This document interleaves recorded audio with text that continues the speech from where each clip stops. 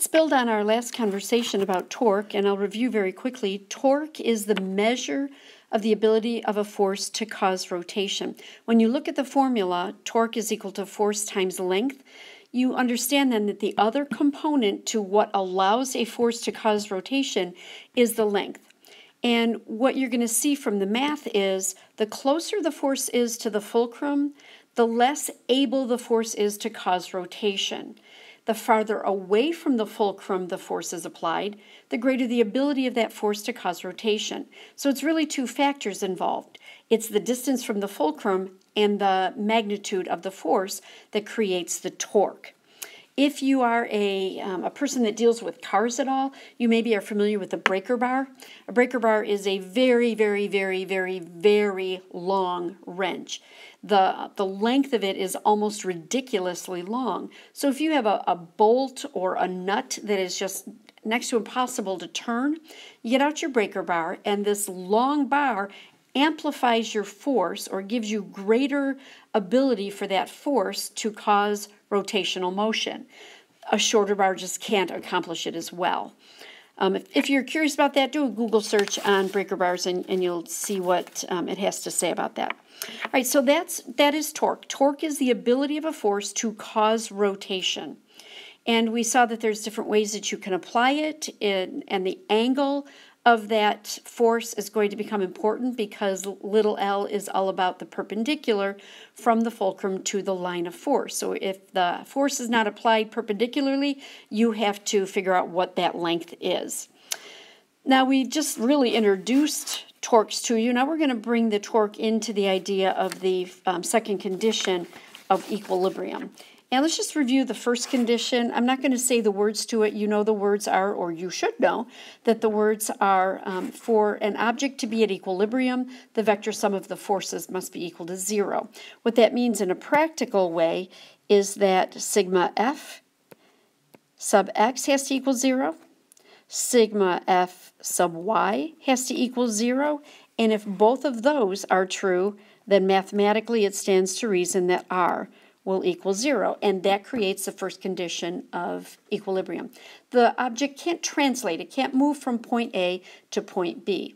The statement for the second condition of equilibrium is that for an object to be at rotational equilibrium, and I should have written this down in advance, I'll write fast. For an object to be at rotational equilibrium, and I'm going to abbreviate it just EQUIL, the sum of the torques must be equal to 0.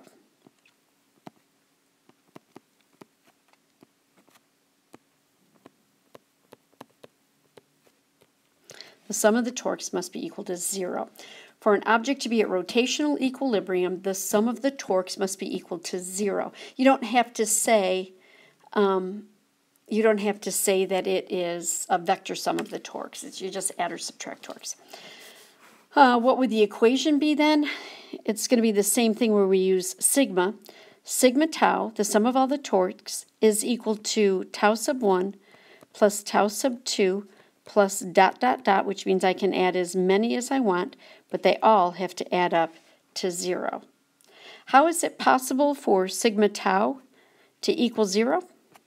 If I'm adding, how is it possible that when I add things up they equal 0?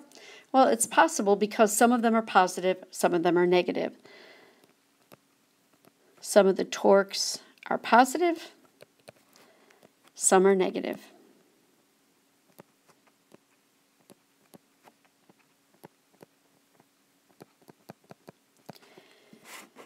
Now, I should have had you do 2.6 before. I didn't, but 2.6 then is just going to be a review of what we've done already.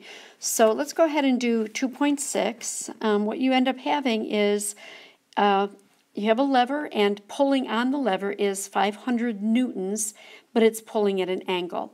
And I want to know what is the torque in this case. So, and by the way, looking at it, is it going to be positive or negative? So this is just a review of what you did before. Tau is equal to force times L. sine of theta. And again, I'd really like you to use that formula when you're finding it, even if you have it perpendicular, because it's always good for you to be thinking of, is there an angle to my force? And let's go ahead and plug it in. I end up with 500 times, and the length is 3 meters, so it's 3 sine of 30. Sine of 30 again is 0.5. Half of 3 is 1.5. 200 times 1.5, I'm sorry, 500. I even said it, but I wrote it wrong. 500 times 1.5 is going to be 750 Newton meters. Whoops, that should not be capital M.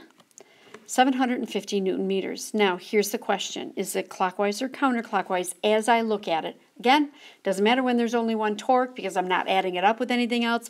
I'm not comparing it to anything else. It's just, oh, I need you to know how to do it. So my clock, my hands of my clock are still pointing to 3 o'clock. It's going to cause the hands of my clock to rotate in this direction. You can see that my force is pulling it up. If it's rotating up, that means it's going to go from 3 o'clock up to 12 o'clock. That's not the way the hands of a clock go. They don't move from 3 backwards to 12.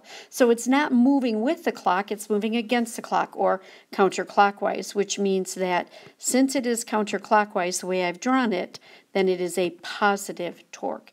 Counterclockwise, positive torque.